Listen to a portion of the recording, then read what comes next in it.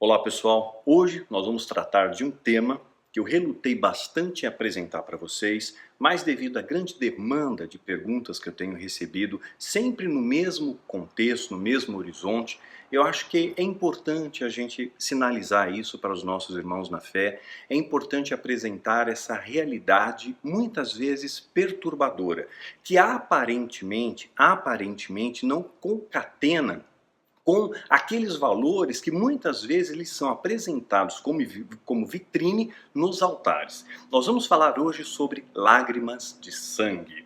Você ouviu isso muito bem. Lágrimas de sangue. Na vida teremos aflições. E olha só o que Jesus chegou a dizer. Palavras de Cristo.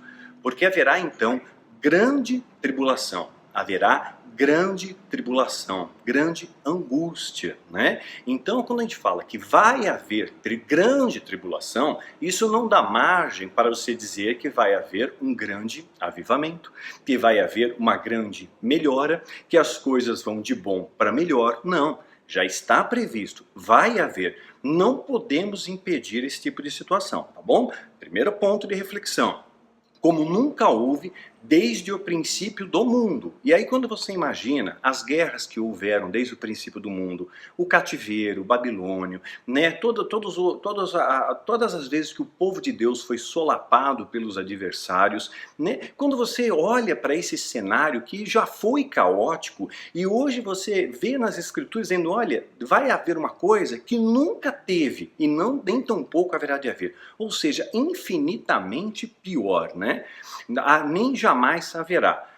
Se aqueles dias, veja bem, se aqueles dias, os dias da grande tribulação, perante o meu entendimento, meu olhar, a gente expande mais esse assunto no seminário de escatologia, no presencial, tá na base, onde eu tenho mais liberdade de discursar, de falar. Se aqueles dias não fossem abreviados, ninguém sobreviveria, ninguém. Ou seja, não adianta você dizer que você é o super santo, mega herói, que nada acontece com você, não. Todos nós somos vulneráveis, nós sangramos, nós sentimos dor, nós passamos por dificuldades, né? Não existem super-heróis em nosso meio. Eu sei que isso fotografa muito bem nos altares, a gente não tem problema nenhum, e tá todo mundo bem, eu tô próspero, eu tô rico, eu não tenho doenças, eu não tenho problemas, todos nós temos. Jesus teve, os discípulos tiveram, os profetas tiveram, nós assim também teremos, tá? Se aqueles dias não fossem abreviados, ninguém sobreviveria. Não está dizendo apenas os mais fortes sobreviveriam, não. Ninguém. Bom, nivelou por baixo, ninguém.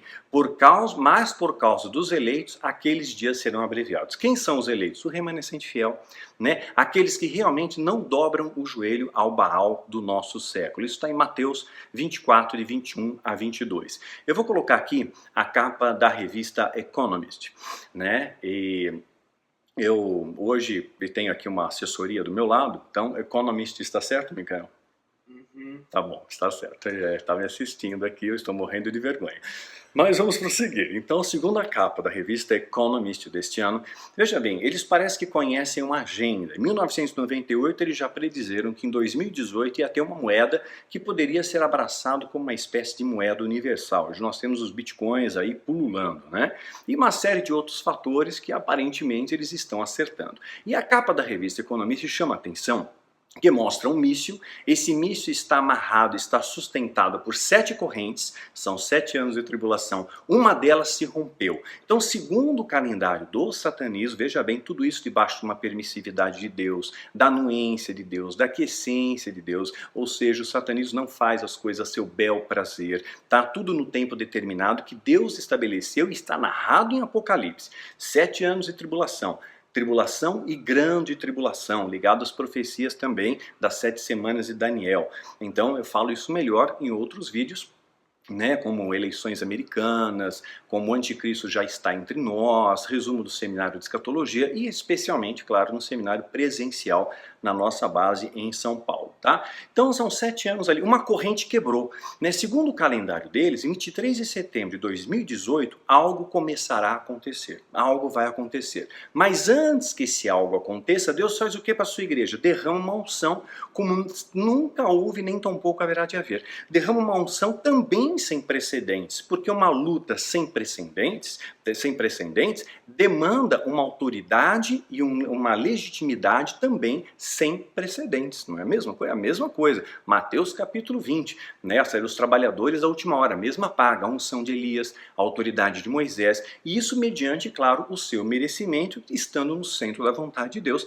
as bênçãos te alcançam e a autoridade verdadeira lhe é conferida. É assim que é. Tá? E é assim que será. Está escrito, nós não vamos mudar esse calendário. O tempo exato nós não sabemos, mas nós vemos muitos sinais, né? Israel está brevemente, vai completar os seus 70 anos da constituição do Estado de Israel, que vai formar uma geração bíblica de 70 anos. Salmo 90:10 sustenta essa informação, Mateus 1:17, se não me falha a memória, também fala sobre isso, né? De Abraão a Davi passaram-se 14 gerações, esse período de tempo compõe um período aproximadamente de 1000 anos, fazendo a continha ali, chegamos a 71, né, entramos numa dízima periódica, arredondando 70. Então 70 anos é uma geração, 14 de maio de 2018, uma geração, né? Quando a figueira floresce, não passará essa geração sem que essas coisas aconteçam. Então são sinais que já se molduram ao nosso redor. E é importante nós sabermos que vamos passar por aflições e nós teremos aflições. Então tudo isso de triunfalismo que passam para você, esses atalhos, olha, as coisas vão dar certo, vai de bom para melhor.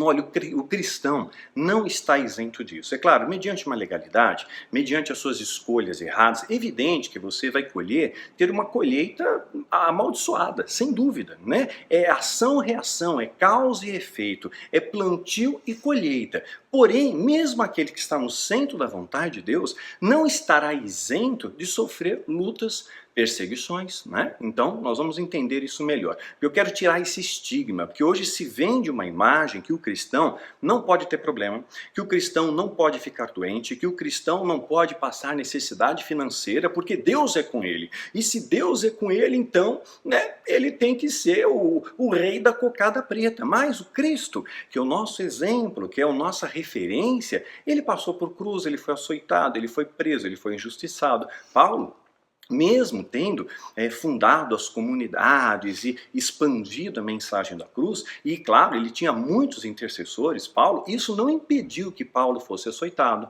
fosse preso, sofresse naufrágio, né, e passasse fome, passasse necessidades, passou. Nos dias de hoje, pautado por essa teologia, né, diabólica, né, de prosperidade, Paulo não se enquadraria, ele teria grandes ilegalidades, Paulo estaria com grandes brechas na vida dele, né? Mas a Bíblia diz que teremos grandes aflições, né? João 16:33, palavras de Jesus também.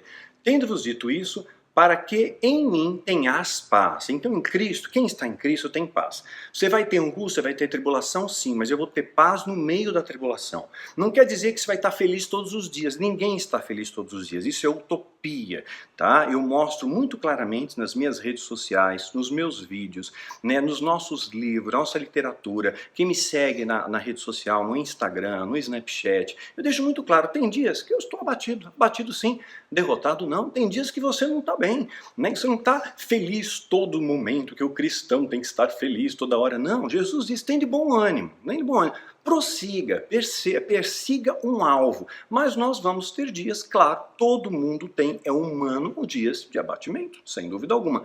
Então tem dito, para que em mim tenhar paz. No mundo tereis o quê? Aflições. No mundo tereis aflições. Não está dizendo, no mundo você vai ter só vitória. Não, vai ter vitória também, mas olha, tem aflição, e essa parte não te contam, né? Mas tende bom ânimo, é isso que Jesus está dizendo. Então, tenha bom ânimo. Você enfrentar as lutas com bom humor te traz mais chances de você ter êxito diante da luta. Um pensamento positivo, otimista, puxa, Deus está comigo, né? Eu sou mais do que vencedor, não no ponto de vista triunfalista, tá? Mas no ponto de vista de que eu vou me motivar. Eu tenho um alvo, eu tenho esperança. A esperança norteia a minha fé. Não é isso? Então eu preciso ter esperança. Hoje está ruim? Amanhã vai estar melhor. E se está ruim hoje é porque Deus assim permitiu para que eu cresça, para que amanhã eu aprendendo aprendendo com essa lição, eu esteja mais forte. Eu posso ajudar alguém que estava mais fraco, ou que está mais fraco, que passou, ou melhor dizendo, que está passando por uma situação que eu já passei, e eu angariei experiência, e agora eu posso ajudá-la porque eu sinto o que ela sente. Sabe, quando a irmã de Lázaro veio até Jesus chorando, meu irmão morreu, ela estava em desespero, o que Jesus ele fez? Não, se acalma, não chora, eu vou ressuscitar ele, calma, tudo vai ficar bem. Não, Jesus chorou. No menor versículo da Bíblia, Jesus chorou. Chorar com os que choram. Quando alguém chora junto com você, está dizendo assim, eu entendo o seu sofrimento, eu sei o que você está passando. É assim que é. Essa é a vida legítima, verdadeira cristã. Então Jesus não optou pelo triunfalismo. Puxa, chorou, sabe? Ele também chorou junto com ela, mostrou que ele estava solidário àquela situação, embora ele tivesse o poder de transformar e transformou aquela situação. Então, para Deus tem solução até para a morte, né? E quando a gente pega pelo dicionário, né, a definição de aflição vem do substantivo feminino, diz o seguinte: é aquele que está aflito, sentimento persistente de dor, física, moral, ânsia, agonia e angústia, sentimento persistente, constante, isso é aflição.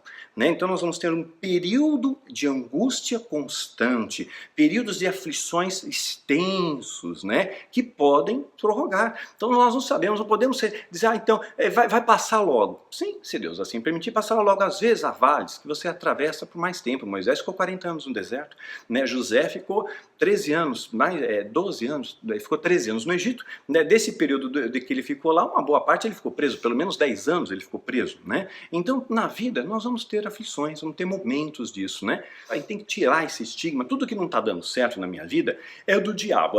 Eu perdi o emprego, é o diabo. O pneu furou, é o diabo. Eu estou engordando, é o Exu gordurinha. Tudo é culpa do diabo. A gente cria estereótipo do diabo. Furou o pneu, o capeta foi lá com o tridente, furou o pneu. Então, quer dizer, então não é assim. Então nós temos, claro, mediante uma brecha, uma legalidade, uma conduta que você deu, que criou um hospedeiro, claro, o diabo tem poder de agir na sua vida. Mas se você tem uma vida reta, uma vida santa, uma vida justa, o mal não vai te alcançar. Então, veja bem, José, que pecado tinha José? José está entre os heróis da fé. E José foi traído pelos seus irmãos, foi preso, foi injustiçado. Ou seja, ele não foi isento de passar por aflições, e longas, hein? Longas aflições, anos de aflições, mas a fé dele persistiu. Ele está lá, né, entre os heróis da fé. Paulo também, da mesma forma, não foi livrado de apedrejado, de ser perseguido e tudo mais. O próprio Jesus foi acusado de ter parte com demônios, foi crucificado e tudo mais. E que brechas eles tinham? Não era brecha, não era legalidade, era permissão de Deus para o fortalecimento da fé, como foi com Jó. Então as situações que você vai passar, uma vez estando no centro da vontade de Deus, você vai passar por luta sim. A diferença é que Deus te dá força na travessia, Ele te dá serenidade na travessia. Não quer dizer que você não fique abatido, não quer dizer que você não fique triste, não quer dizer que você está isento de passar uma dificuldade financeira, não quer dizer que você está isento de não ter doenças, não está isento disso, mas quer dizer que se você passar, você vai passar com mais serenidade, porque Deus ele te dá força, né? Ele te dá esperança, Ele renova a sua força cada manhã, a sua alegria é renovada cada manhã. É isso que nós temos que nos fundamentar, esse tem que ser o estribo da nossa fé. Então nem sempre a Bíblia não diz que você vai ser próspero, você vai ser curado, já falei isso em outros vídeos. Eliseu não foi curado da doença que ele tinha, que você vai vencer todas as batalhas, que a coisa vai de bom para melhor. Estar em Cristo é também padecer perseguições, é atravessar vales e atravessar desertos. A diferença é que somos abatidos sim, mas não derrotados. Em nós prosseguimos com fé, com esperança na força dele. Então, se você é leal a Deus, né, você vai desfrutar daquela paz que transcende o entendimento, daquela alegria que só Jesus pode dar. Né? Isso sim, mas aquele que está em Deus, ele tem paz, ele tem misericórdia, ele é uma pessoa leal, ele tem um senso de justiça. E eu vejo cristãos que dizem que são cristãos, mas julgam todo mundo. Dizem que são cristãos, mas não são leais, são traidores, são maldizentes, são fofoqueiros, são egoístas, são arrogantes. Então eu estou falando aqui para os verdadeiros, tá? Para o remanescente. Puxa, Daniel, eu estou procurando ter uma vida correta, mas mesmo assim passo por dificuldade. Por quê? Porque na vida teremos aflições. Jesus passou por isso. E Jesus disse para você e disse para mim, tenha bom ânimo, não tenha medo, né? Eu estou contigo. Mesmo que as pessoas físicas não estejam ao seu redor, sempre Deus vai colocar um sirineu ao seu lado, sempre vai ter um Moisés, um Josué, sempre vai ter um Jonatas, um Davi, uma Ruth, uma Noemi. Mas ainda que não houvesse ninguém, os anjos estão acampados ao seu redor, Deus está com você, Ele vai te dar força onde você não tem força, né? Nós somos humanos, e humanos, eles passam por sofrimentos, né? Humanos a gente sente sono, a gente sente fome, a gente sente dor, a gente sangra, né? Se você não tem sentimento, você é chamado de desumano, né? Quem não tem sentimento é desumano, ou seja, ele não tem a humanidade. É natural do ser humano sentir, né? Sentir-se abatido, sentir-se traído, sentir-se desprezado, sentir-se achincalhado, né? Mas nós temos aqui uma vertente interessante. Provérbios 26, 2, palavras sábias vindas de Salomão: como o pardal que voa em fuga e a andorinha que esvoaça veloz, assim a maldição sem motivo, justo não pega. Eu já falei isso em outros vídeos, maldição sem causa não encontra pouso. Ou seja, então aí a tradução massorética, eu achei interessante isso, eu vou colocar aqui na caixa de texto embaixo, né, um link para vocês conhecerem um canal de um irmão nosso na fé, que ele é um judeu messiânico, e ele ensina muito a respeito das tradições judaicas, da língua judaica, da compreensão da Bíblia dentro dos textos originais, né? E através dessa compreensão massorética, que é uma linha de entendimento judaico que faz com que você compreenda melhor as escrituras sagradas, acaba dizendo o seguinte: aqui, como o pardal que voa e a andorinha que esvoaça veloz, assim a maldição sem motivo o justo não alcança. Ou seja, esse vai e vem, andorinhas são aves migratórias, né? Falando de aves migratórias que vai e volta, está dizendo aqui que a maldição sem causa não encontra pouso. Então, além da maldição não encontrar esteio na sua vida, se você é justo, porque não pega, não tem hospedeiro, pior, a maldição volta para aquele que lançou a maldição. Então, cuidado com o que você fala. Fica desejando o mal dos outros, né? Tomara que se lasque. Às vezes a gente não fala, mas pensa, né? Se regozija com isso. Olha só o que a Bíblia fala sobre isso. E Provérbios também. Quem faz uma cova, nela cairá. E se alguém rola uma pedra, esta rolará de volta a ele. Ou seja, o feitiço volta contra o feiticeiro, tá? Não está falando de bruxo aqui, está falando de palavras. Palavras têm poder. E se você amaldiçoa alguém, se você tem raiva de alguém, se você faz mexerico, faz fofoca, se você julga. Eu já falei isso 1000 vezes. Quando você aponta o dedo para alguém, apontou. Tem 3 dedos apontados para você. E a gente tem uma facilidade de julgar, né? Julgar pela aparência, julgar pela roupa, julgar pela maneira de vestir, julgar pela cor de pele. Julgamos, né? Julgamos, né? Mas volta para você. Minha vida está dando tudo errado. Pensa no que você está falando. Será que está dando tudo errado porque Deus é mau, ou porque você está fazendo fofoca demais, ou porque você está invejando demais, ou porque você está lançando desejos de desgraça aos outros? Aquele ali vai para o inferno, aquela pessoa vai para o inferno, muçulmano para o inferno, budista para o inferno, todo mundo para o inferno, e só eu vou para o céu. Quer dizer, você é a única pessoa que está populando o céu porque você é santo demais, né? Não é bem assim. Provérbios 26, 27, vale a pena meditar nisso, tá? Então veja o que acontece com aquele que persevera. Eu estou no centro da vontade de Deus e eu persevero. Olha o fruto, olha o resultado disso. Vamos pegar como exemplo o próprio Cristo. Novamente transportou o diabo a um monte muito alto e prostrou-se, mostrou-lhe todos os reinos do mundo e a glória deles. O diabo então chegou para Jesus. Jesus, chega dessa vida de pobre aí, chega de ser carpinteiro, você nasceu em Nazaré, você já teve uma cidadeca lá, Nazaré, você mora, cresceu em Nazaré, uma cidadeca ali, é um povoado, você é carpinteiro, você é pobre, Jesus. Então chega de ser pobre, bora ser rico, bora ter um jatinho, um iate, uma fazenda, né? E mostrou todos os reinos e a glória deles, né? E disse-lhe: tudo isso te darei se prostrado me adorares. Só tem que fazer isso, se prostrado, né? Ou seja, Jesus cansa dessa vida de ser pobre, venha ser próspero, né? Começou ali o negócio, né? Então, disse-lhe Jesus: vai de Satanás, porque está escrito: ao Senhor teu Deus adorarás, e só a ele servirás. E o diabo fez o quê? O deixou. E eis que chegaram os anjos e o serviram. Essa parte eu quero que você guarde.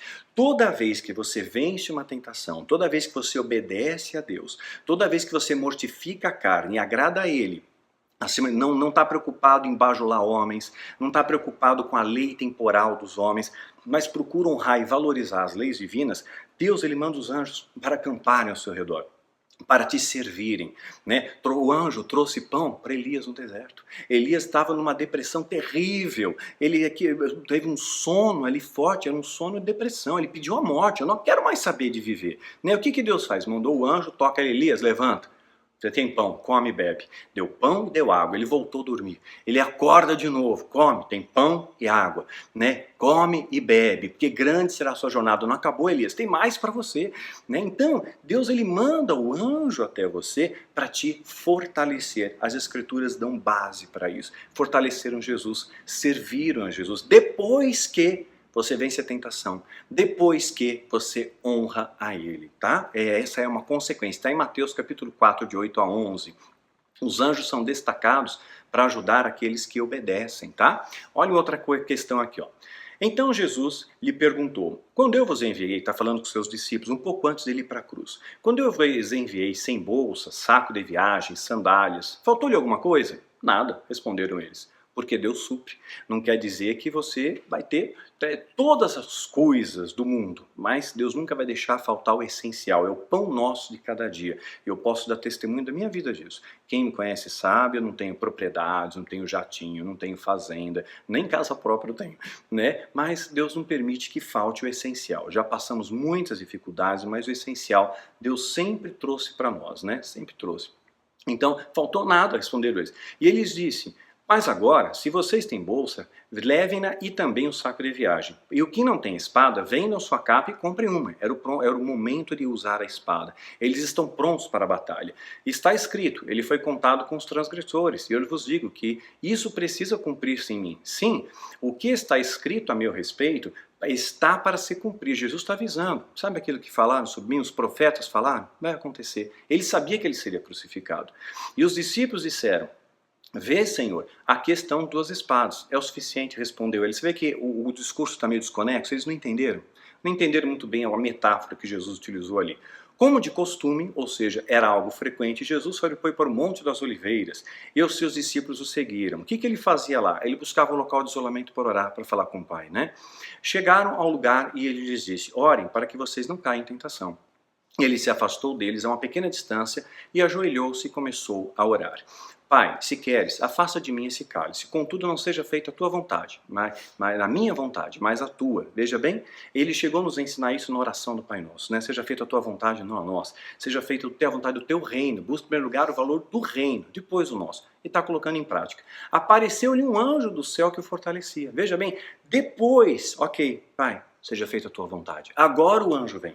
Enquanto você quer a sua vontade, eu determino, eu declaro, eu quero, é o meu, eu quero assim, assim, assim. Não, você não manda em Deus. A hora que você fala, ok, Senhor, seja feita a tua vontade. Eu tenho que passar por esse vale, me dá força para passar. Eu tenho que passar por essa doença, me dá força para atravessar. Eu estou passando uma situação financeira difícil, me dá força, me dá sabedoria para passar por ela e manter os meus olhos em ti, e não no meio da tempestade, não no meio das circunstâncias, né? Aí sim apareceu-lhe um anjo do céu que o fortalecia. Essa é a força que vem do Senhor. Quando Paulo diz tudo posso nele que me fortalece, é porque quando ele entrega ao altar de Deus, Senhor, aqui eu não consigo, aqui eu não posso, aqui é o meu limite. Deus manda o anjo e te fortalece, te dá força onde você não tem força. Faz o fraco se tornar forte, mesmo nos dias de aflição. Guarda isso, você vai precisar dessa informação, talvez brevemente. Estando angustiado, ele orou ainda mais intensamente. Jesus estava angustiado. O que você faz na angústia? Você reclama? Está escrito que Jesus angustiado, o que ele fez? Ele orou mais intensamente. Não, eu estou angustiado. Você reclama? Né? Não, você simplesmente ora mais, você busca mais a face de Deus, né? E o seu suor era como gotas de sangue que caíam no chão. O seu suor se transformou em gotas de sangue. Isso aqui é um fenômeno raro, a medicina compreende isso, existe, é fato. Você é capaz de transpirar literalmente sangue. É uma situação de pavor extremo, tristeza, ansiedade, angústia, que direcionaram ali o Espírito de Jesus para os limites extremos da sua humanidade. Então, uma situação extrema de angústia, e a Bíblia diz, passará aflições como nunca houve.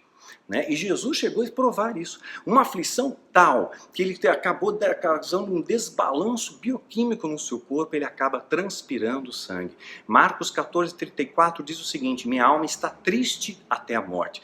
Jesus passou por um abatimento terrível, terrível. Nós não temos como mensurar isso a ponto, ele sabia o que ia acontecer com ele. Ser açoitado, você não tem ideia como é que são os açoites romanos, né? Tinham pedra nas pontas, tinham pedaços de ossos, sabe? E foi açoitado, foi humilhado, apanhou, crucificado. A crucificação era um processo doloroso, né? Então, se você pesquisar um pouco sobre a crucificação, você vai entender que Jesus ele sabia o que ele ia enfrentar. E não era pouco, né? Jesus entra num estado conhecido pela medicina, né, como hematridose, isso, hematridose. Hematridose é o seguinte, é um fenômeno raro, como eu já falei antes, causado por um pavor e angústia extremo. Ou seja, nesse momento o coração de Jesus ele bate muito forte em seu peito. O suor frio começa a se manifestar, sua pele fica empalidecida, suas pupilas se dilatam, seus músculos se enrijecem e ele começa a tremer durante a noite. Lucas descreve muito bem esse relato, pois Lucas era médico. Está lá no relato de Lucas que ele escorreu gotas de sangue, né? Porém, quando os anjos surgiram, eles fortalecem a Jesus. E esse fenômeno é interrompido. Ele volta a ter a sua estabilidade, volta a ter a sua serenidade. Seu corpo estava entrando em colapso, ele volta a entrar em harmonia. E aí ele está pronto para cumprir e seguir o seu destino. Porque os anjos o fortaleceram. E fortaleceram porque ele orou, seja feita a tua vontade, né? Mas chegou numa angústia extrema. Então nós, mesmo diante de uma angústia extrema, o que eu faço, Daniel? Eu não sei o que eu estou fazendo. Meu casamento está terrível, eu passo uma situação angustiante no trabalho. Ora, intercede e coloca, Senhor, seja feita a tua vontade. Né? Isso é algo extremamente maravilhoso e difícil, porque quando você coloca isso diante do altar, você está tirando a sua vontade e colocando a vontade dele acima da sua. E às vezes a gente quer que a nossa seja feita. E nem sempre a nossa é a vontade perfeita. Nós erramos, nós falhamos, nós conhecemos em parte. E imagina só, né, eu vi esses dias uma palestra do Paul Washer, eu achei interessante, ele falou, Deus pega e fala para os planetas, entrem em suas órbitas, Sol emita luz, né? Galáxias explodam em energia, e de repente o ser humano vai lá, me obedece, e você não obedece. Você acha que você vai colher o quê? Né? Qual vai ser a sua colheita, né? Então Jesus ele ganha ali força, ganha coragem, ganha serenidade, os anjos o fortalecem. De novo os anjos interferem. Todas as vezes que você faz a vontade de Deus, que você está no centro da vontade de Deus, os anjos se acampam ao seu redor e te protegem, te guardam, te fortalecem, te servem. Se servir significa renova suas forças, renova as suas esperanças a cada dia, né? Olha só, quando se levantou da oração e voltou aos seus discípulos, encontrou dormindo, dominado pela tristeza, talvez depressão, sono, como Elias, opressão, sei lá. Porque estão dormindo? Jesus perguntou-lhes, levantem-se e orem para que vocês não caiam em tentação. O que Jesus está dizendo aos seus discípulos? Lutem. Não sejam derrotistas, orem, perseverem, não deixem de falar com Deus. A gente às vezes acha que, eu estou muito deprimido, eu estou passando uma situação difícil, eu não falo com Deus. Não, é a pior coisa que você vai fazer na sua vida. Dobra o joelho, Senhor, me ajuda na minha fraqueza, me ajuda nesse momento difícil, me faz forte. Manda os teus anjos para me fortalecerem no dia da aflição. Manda os teus anjos para me servirem no dia da aflição, para que renove as minhas forças, renove a minha esperança a cada dia, né? Então, enquanto ele ainda falava, apareceu uma multidão conduzida por Judas, um dos 12. Esse se aproximou de Jesus para saudá-lo com um beijo. Mas Jesus lhe perguntou, Judas, com um beijo você está traindo o Filho do Homem? Lucas 22, 35 a 48, com um beijo. Quantas pessoas te abraçam e desejam teu mal, né? Jesus passou por isso, viu? Jesus provou um nível de angústia que nós jamais poderíamos imaginar, né? E ele venceu o mundo. Se ele venceu, nós também podemos vencer nele. Na vida teremos aflições, angústias, às vezes medo, abatidos, muitas vezes, derrotados não, seremos perseguidos, você vai ser traído. Mas aqueles que perseveram no Senhor, né, sempre são vitoriosos. A diferença é a perseverança, a diferença é a tenacidade. É o que Jesus falou, por que vocês estão dormindo? Para de dormir, ora, tenha uma vida de oração, estuda a palavra, inunda a sua casa com louvor e adoração e, acima de tudo, viva o Evangelho. Isso é transformador na sua vida e é transformador na vida daqueles que te cercam também. A tempestade, meu irmão, ela vai passar. Os vales serão transpostos. Lembra do caso de Daniel? Daniel da Bíblia? Olha só o que está escrito aqui. Então o rei deu ordens e eles trouxeram a Daniel e jogaram na cova dos leões. Então não, Deus não impediu Daniel de ser jogado à cova dos leões. O rei, porém, disse a Daniel, o quê? Que o seu Deus a quem você serve continuamente o livre. Né? O rei gostava dele. Né? Taparam a cova com uma pedra e o rei selou com seu próprio anel de selo e os anéis de seus nobres, para que a situação de Daniel não se modificasse, não poderiam mover a pedra. Tendo voltado ao palácio, o rei passou a noite sem comer e não aceitou nenhum divertimento na sua presença. Além disso, não conseguiu dormir, porque ele gostava muito de Daniel. E por que o rei gostava de Daniel? Porque Daniel emanava luz. Quem gosta de você? Onde você vai, você tem que emanar essa luz. Sabe, as pessoas têm que sentir que há algo especial em você. Né? Como tinha em Daniel, algo especial. Sabe, o rei gostava dele. E isso não impediu dele passar aflições. Daniel passou, foi jogado à cova. Logo no alvorecer, o rei se levantou e correu para a cova dos leões. Quando ia se aproximando da cova, clamou o Daniel em alta, clamou Daniel com voz aflita, chamou Daniel com voz aflita. Daniel, servo do Deus Altíssimo, será que o seu Deus, a quem você serve continuamente, pôde livrá-lo dos leões? Daniel respondeu, vive o rei, rei, vive para sempre. Honrou o rei. E o meu Deus enviou o seu anjo, mandou o anjo de novo, por quê? Porque Daniel não relutou, ok, seja feita a tua vontade, é para ir para a cova? Tudo bem. É assim que eu vou terminar, Senhor? Tá bom, me dá força para passar por essa situação. E Deus enviou o anjo que fechou a boca dos leões. Então eles não me fizeram mal algum, pois fui considerado inocente à vista de Deus, e também contra ti não cometi mal algum, ó rei. Daniel 6, 16 a 22, ou seja, fui inocente. Então, o inocente, o que busca acertar, não quer dizer que nós somos perfeitos, tá? Mas o que busca acertar, Deus honra, Deus manda o anjo para fechar a boca do leão. Não te impede de ir para a cova, não te impede de ir no poço, não te impede de ir para a fornalha, mas ele te dá força na travessia. Não te impede de ter aflições, é isso que eu quero que você entenda, meu irmão. Nós vamos passar, eu passo, você passa, todos nós passamos. Podemos conjugar o verbo aflição. Né? Então, falar sobre aflição aqui, todos nós passamos, né? Angústia, todos nós passamos. Caso de Jeremias. Então, os líderes disseram ao rei, esse homem deve morrer, olha só, ele está desencorajando os soldados que restaram nessa cidade, bem como todo o povo, com as coisas que ele está dizendo, esse homem não busca o bem desse povo, mas a sua ruína. Olha só, e o rei Zedequias respondeu, ele está em suas mãos, o rei não pode opor-se a vocês. Assim pegaram Jeremias e jogaram na cisterna de Malquias, filho do rei, o qual ficava no pátio da guarda. Baixaram Jeremias por meio de cordas para dentro da cisterna. Não havia água na cisterna, mas somente lama, e Jeremias afundou na lama. Ah, Daniel, estou afundando na lama. Não tem mais jeito para mim, eu cheguei no fundo do poço. Jeremias também. E que mal Jeremias fez? Ele estava no centro da vontade de Deus e mesmo assim, Deus permitiu chegar no fundo do poço, atolado na lama, e estava perto da morte. Mas Edeb-Meleque, o etíope, oficial do palácio real, ouviu que eles tinham jogado Jeremias na cisterna. Ora, o rei estava sentado junto à porta de Benjamim. E olha só o que vai acontecer. Edeb-Meleque saiu do palácio e foi dizer-lhe, rei, meu senhor, esses homens cometeram mal em tudo que fizeram ao profeta Jeremias. Tá dando um toque para o rei ali, Deus usa as pessoas que você nem imagina, né? E o jogaram uma cisterna para que morra de fome, pois não há mais pão na cidade. Então o rei ordenou a Edeb-Meleque, o etíope, leve com você 3 homens, sob as suas ordens, e retire o profeta Jeremias à cisterna antes que ele morra. Tira ele de lá, tira do poço. Então Edeb-Meleque levou consigo os homens, e esses estavam sob as suas ordens, e foi à sala que fica debaixo da tesouraria do palácio, pegou alguns trapos de roupas velhas, e desceu as cordas até Jeremias na cisterna.